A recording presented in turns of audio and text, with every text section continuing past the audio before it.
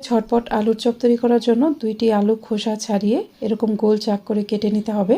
আলুর স্লাইসগুলি খুব বেশি মোটাও হবে না, আবার খুব বেশি পাতলাও হবে না, ঠিক এরকম করে কেটে নিতে হবে। একটা বাটিতে 1.5 কাপ পরিমাণ বেসন, 1/2 কাপ চালের গুঁড়া, 3 চা চামচ আটা, স্বাদ মতো লবণ দিয়ে এখানে 1/2 চা চামচ আদা বাটা, 1/2 চা চামচ রসুন বাটা, 1/2 চা চামচ করে হলুদ মরিচের গুঁড়া, 1/2 চা চামচ জিরার গুঁড়া, 1/2 চা চামচ তান্দুরি মশলা, হাতের কাছে তান্দুরি মশলা না থাকলে 1/2 চা চামচ গরম মশলার গুঁড়া দিয়ে দিবেন।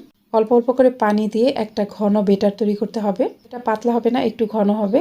বাড়তি বেটার ঝরে যাওয়ার পরেও চামচে বেটারের মোটা প্রলেপ পড়ে থাকবে। বেটারের ঘনত্বটা এরকম হবে। বেটারটা 10 মিনিট রেস্ট রাখার পর এখানে 1 টেবিল চামচ কাঁচামরিচ কুচি, 2 টেবিল চামচ পেঁয়াজ কুচি, একটু ধনেপাতা কুচি দিয়ে অল্প একটু কালো জিরা, 1 থেকে 1.5 চিমটি পরিমাণ বেকিং সোডা অথবা খাওয়ার সোডা, সামান্য অরেঞ্জ ফুড কালার দিয়ে সবকিছু মিশিয়ে নিলাম। ভাজার আগ মুহূর্তে আলুর মাঝে দিয়ে দিলাম স্বাদ মতো লবণ, হলুদের গুঁড়া, মরিচের গুঁড়া ও অল্প একটু গরম মশলার গুঁড়া। আলুর সাথে মশলাটা মেখে নেওয়ার পর এক একটা আলুর পিস নিয়ে বেটারে ডুবিয়ে ডুবিয়ে ভেজে নিব। তেলটা খুব বেশি গরম থাকবে না, আবার অনেক কম গরমও থাকবে না। লাল লাল করে সবকিছু ভেজে নিব।